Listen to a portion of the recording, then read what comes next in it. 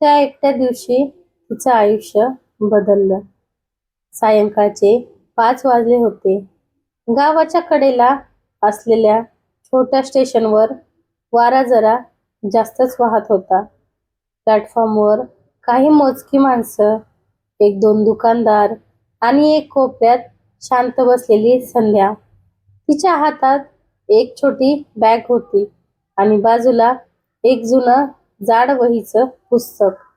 तिच्या डोळ्यात मात्र खूप थकवा आणि न सांगता येणारी वेदना. ती बघायला साधीच होती. कापडी नऊवारी, गुळगुळीत केस, कसलाही मेकअप नाही. पण तिच्या चेहऱ्यावर एक अशी कहाणी होती जी कोणीही पाहिली तर थांबून तिच्याकडे पुन्हा बघेल. आज ती पहिल्यांदाच एकटी होती.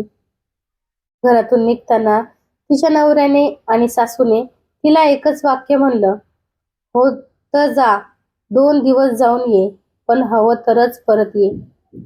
जणू काही वर्षानुवर्ष घर सांभाळणारी ती स्त्री काही ओझंच होती. तिच्या आयुष्यातलं न सांगितलेलं दुःख.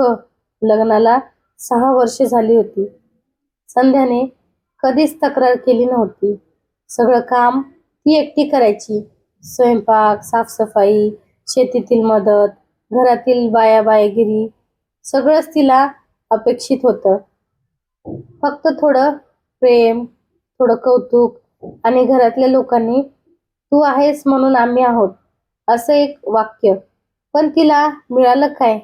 शब्दाची टोमणे, कामाचे बोजे आणि मन तोडणारी शांतता. परिस्थितीच्या शेवटच्या घाव एक दिवस ती चक्कर येऊन स्वयंपाकघरात कोसळली. नवऱ्याने नुसतंच दारातून बघितलं आणि म्हणाला, "कामाचं नाटक नको करू, उठ आणि पोहे लाव." त्या दिवशी तिच्या मनात काहीतरी तुटलं होतं आणि आज ती स्टेशनवर बसली होती. स्वतःला शोधायला एक वृद्ध माणूस तिच्या शेजारी आला. मळवट, पांढरा शर्ट, डोक्यावर टोपी आणि हातात काठी. तो हळूच म्हणाला, "बाळ, कुठं चाललीस एकटी?" संध्याने फक्त हसू दिलं. कुठेही तिथे मनाला शांती मिळेल. तिथे वृद्ध माणूस तिच्याकडे शांत नजरेने पाहू लागला. "पळून जातेस का?" संध्याचं हसू एकदम फिकं पडलं. "नाही, स्वतःला शोधायला निघाले." वृद्ध शांतपणे पुस्तकासारखे बोलत म्हणाला, "मनाला शांतता कुठेही सापडत नाही बाळा. ती सापडते जेव्हा तू स्वतःला किंमत देतोस. स्वतःची किंमत जगाला नाही, तर स्वतःला सांगितली पाहिजे." संध्याने खोल श्वास घेतला. "पण माझी किंमत कोणाला दिसलीच नाही." तो हसला. "अगं, झाडाला स्वतःची सावली कळतं का?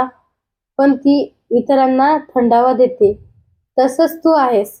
त्या वाक्याने संध्याच्या डोळ्यात पाणी आलं. तिला जाणवलं, पहिल्यांदाच कोणी तिच्याशी मनाने बोललं होतं. लाऊडस्पीकरवर घोषणा झाली. ट्रेन क्रमांक 109 प्लॅटफॉर्म क्रमांक 2 वर येत आहे. लोक हलू लागले. संध्या उठली, बॅग उचलली आणि त्या वृद्धाकडे पाहिलं. "मी कुठे जाऊ?" तिने थरथरत्या आवाजात विचारलं. वृद्ध म्हणाला, "तुझं मन सांगेल तिथे. पण लक्षात ठेव, पळून जाणं हे उत्तर नाही, उभं राहणं हे उत्तर आहे." हे बोलून तो पुढे निघून गेला. संध्याचा निर्णय, तिचं नवं आयुष्य. ट्रेन आली, माणसं चढली. पडली. संध्या मात्र एकटक ट्रेनकडे बघत उभी राहिली. ती चढू शकली असती सगळ्यांपासून दूर, पण त्या वृद्धाच्या शब्दांनी तिच्या मनात दीप लावला होता. ती ट्रेनकडे पाठ फिरवून स्टेशनच्या बाहेर चालू लागली. पहिल्यांदाच तिच्या पावलात आत्मविश्वास होता. डोळ्यात पाणी होतं, पण पाऊल ठाम होतं. घरात परत येणं. पण बदललेली संध्या. घरात शिरताना शांतता होती. सासू दारात होती. "आलीस परत?" ती चिडून म्हणाली. संध्याने शांतपणे उत्तर दिलं, "हो, पण आता आधीसारखी नाही." सासू थबकली. संध्या पुढे म्हणाली, मी घर घर करेन, प्रेम देईन, पण स्वतःला हरवून नाही. माझी किंमत मला माहिती आहे आणि आता तुम्हालाही कळेल. तिचा नवरा खोलीतून बाहेर आला. त्याने पहिल्यांदा पत्नीच्या डोळ्यातलं वेगळेपण पाहिलं. एक नवा आत्मविश्वास. तो काही बोलणार इतक्यात संध्या म्हणाली, मला कोणाच्या आधाराची गरज नाही, पण माझं अस्तित्व ओळखायला हवं.